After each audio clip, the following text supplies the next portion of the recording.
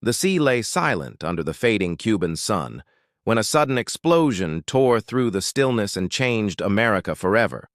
The USS Maine had been anchored in Havana Harbor for days, a silent symbol of American interest in Cuba's struggle for independence. But on that February night in 1898, its steel hull erupted into fire, and twisted metal raining down on the dark waters and killing more than 200 sailors in an instant. In the United States, the shock was electric, as newspapers splashed the news across their front pages, and the words, "Remember the Maine," thundered from printing presses into the hearts of millions. Americans had long watched Cuba's rebellion against Spanish rule with sympathy and horror, reading stories of Spanish brutality and Cuban suffering in sensational headlines that painted the island as a bleeding nation desperate for rescue. In Washington, President William McKinley faced impossible pressure as crowds demanded war, while he clung to the hope of peace, knowing that war meant blood chaos and a leap into the unknown. But when the Maine lay shattered on the ocean floor, McKinley's hesitation dissolved under the roar of public anger and the drumbeat of destiny, and by April Congress had declared war on Spain. The Spanish-American War was unlike anything America had faced before, for it was not a battle on home soil, but across distant oceans, a bold reach toward a new role as a global power. While crowds cheered and flags waved, some Americans whispered doubts, fearing that the nation founded on liberty was now chasing empire, abandoning its tradition of isolation and risking its soul. Still young soldiers poured into recruitment offices driven by patriotism, adventure, and the lure of glory as they boarded ships bound for tropical battlefields they had never imagined. Far from Cuba, another drama unfolded as Commodore George Dewey led the U.S. Asiatic Squadron into Manila Bay. At dawn on May 1st, their guns roared, and the Spanish fleet crumbled within hours, leaving the world stunned by America's sudden naval might. Back in the Caribbean, U.S. troops landed in Cuba in June, joining forces with Cuban rebels who had fought Spain for decades, and the heat was suffocating the jungles thick with mosquitoes carrying yellow fever and malaria. Among the volunteers rode Theodore Roosevelt with his Rough Riders, a wild mix of cowboys, college athletes, and adventurers charging up the hills of Cuba with fearless abandon. The Battle of San Juan Hill became the war's iconic moment as Roosevelt and his men, alongside African-American Buffalo soldiers, stormed the Spanish defenses under blistering fire. News of their daring swept through America, turning Roosevelt into a national hero, and the image of him atop his horse waving his hat became a symbol of courage and audacity. Meanwhile, at sea, the U.S. Navy trapped and annihilated Spain's Caribbean fleet at Santiago de Cuba, severing Spanish supply lines and leaving their forces isolated and broken. By mid-July, Spanish troops were surrendering across Cuba, their centuries-long empire crumbling in mere weeks as American banners rose over captured towns. The speed of victory astonished the world, transforming the United States from a continental nation into a rising empire whose shadow stretched across oceans. Yet beneath the celebrations lay sorrow, as thousands of American soldiers had died, not from bullets, but from disease. Their sacrifice buried in the tropical soil they fought to free parades filled the streets back home, and newspapers declared the birth of a new world power as cannons boomed and confetti rained on cheering crowds. But as the gunfire faded and peace talks began, a quiet unease grew, for America had set out to free Cuba, yet now occupied not only Cuba, but Puerto Rico, Guam, and the distant Philippines. The Spanish-American War had begun as a cry for liberation and was ending as the dawn of empire, and the world watched as America stood on the threshold of a new and uncertain century. The Treaty of Paris, signed on December 10th, 1898, brought the Spanish-American War to an official close, but it opened a new chapter that would define America's destiny as never before. Spain relinquished its centuries-old grip on Cuba and ceded Puerto Rico, Guam, and the Philippines to the United States, transforming the young republic into a global empire almost overnight and shocking the old powers of Europe. In the streets of Washington and New York, victory parades rolled past cheering crowds as brass bands played and flags fluttered in the wind. Yet behind the celebration, a fierce national debate ignited about what this victory truly meant. Many Americans had believed the war was fought to free Cuba from Spanish tyranny, not to seize colonies, and now they wondered if their country had betrayed its founding ideals of liberty and self-determination. Prominent voices rose in protest as the Anti-Imperialist League formed with members like Mark Twain, Andrew Carnegie, and former President Grover Cleveland, warning that ruling foreign peoples would corrupt the republic. They argued that empire was incompatible with democracy, that conquering and governing distant lands would transform America from a nation of liberty into one of oppression and greed. Supporters of expansion countered that America had a duty to uplift so-called less developed nations, spreading civilization, commerce, and Christianity across the globe.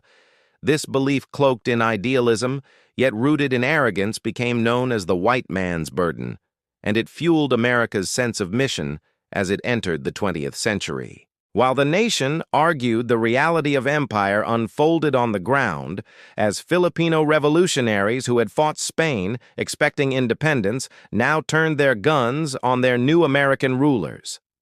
The Philippine-American War erupted in February 1899, and what began as a swift victory over Spain became a grinding guerrilla conflict marked by ambushes, hunger, and disease. It lasted more than 3 years, claimed hundreds of thousands of Filipino lives, and shocked Americans who had thought themselves liberators, only to find they were now seen as occupiers. Cuba, though promised independence, did not escape America's grip, as the Platt Amendment forced into the Cuban Constitution gave the United States the right to intervene in Cuban affairs and secured a permanent naval base at Guantanamo Bay. In 1902, Cuba became formally independent, but its sovereignty was thin-veiled by the shadow of American power that shaped its politics for decades. Puerto Rico and Guam were made unincorporated U.S. territories, their people governed by Washington without full constitutional rights, caught between colonial status and citizenship. The Philippines would remain under American rule until after the Second World War, and these new possessions became stepping stones for military and economic influence across the Pacific and Caribbean. At home, the war had changed America's self-image forever, as the quick victory fostered pride, confidence, and the belief that the nation was destined to lead on the world stage.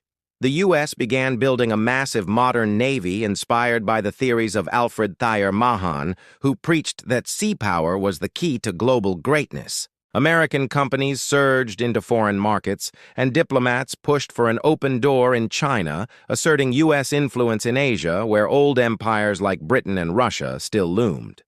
The war also launched the meteoric rise of Theodore Roosevelt, whose Rough Rider heroics at San Juan Hill captured the public imagination and catapulted him to the vice presidency in 1900 and the presidency after McKinley's assassination in 1901. Roosevelt embodied the bold new America, energetic, confident, and ready to shape the world through power and diplomacy rather than watch passively from afar. Yet the Spanish-American War also exposed the contradictions of this new role, as African-American soldiers, who had fought bravely, returned to a country steeped in segregation and racial violence. They asked why they had shed blood for freedom abroad, while being denied basic rights at home, and their questions foreshadowed the long civil rights struggle that would erupt in the 20th century. Globally, the war reshaped perceptions of the United States as European powers, who once dismissed it as a provincial republic, now regarded it as a formidable rival capable of projecting power across oceans. Japan, rising swiftly in the Pacific, watched closely as America took the Philippines and began to see the U.S. as both a competitor and a future threat to its own ambitions. The balance of world power was shifting, and the age of American isolation had ended with cannons roaring in Manila Bay and flags rising over Santiago de Cuba.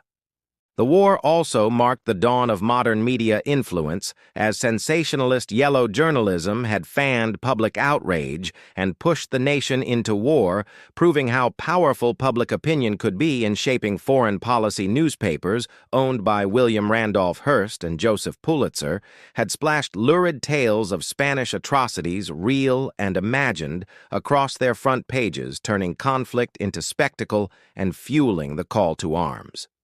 This fusion of media and politics would echo across the coming century as headlines and public emotion increasingly steered the course of nations. The war was brief, lasting only a few months, but its consequences rippled for generations, reshaping America's foreign policy, military strategy, and national identity. It marked the death of Spain's once mighty empire and the birth of America's global one, and it planted the seeds of future interventions, wars, and responsibilities that would define the American century. Looking back, the Spanish-American War stands as both triumph and warning, showing the energy and ambition of a rising nation, but also the dangers of overreach and the burdens of empire. It revealed that power brings not only glory but responsibility and resistance, and that liberation can blur into domination if ideals are sacrificed to ambition. It set patterns that would echo through later conflicts from World War I to Vietnam, where America would again struggle to reconcile its ideals with the realities of global power.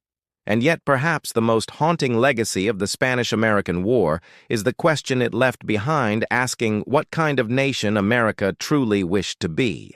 Would it be a liberator or a conqueror, a beacon of freedom, or a master of colonies, a republic or an empire? That question, born in the smoke of Manila Bay and the hills of Cuba, still whispers through history, challenging every generation to decide what America stands for and what price it is willing to pay to lead the world. If this story of America's first global conflict moved you and opened your eyes to the crossroads that shaped the modern world, then like this video, subscribe to our channel, and turn on the notification bell so you never miss the moments when history comes alive again.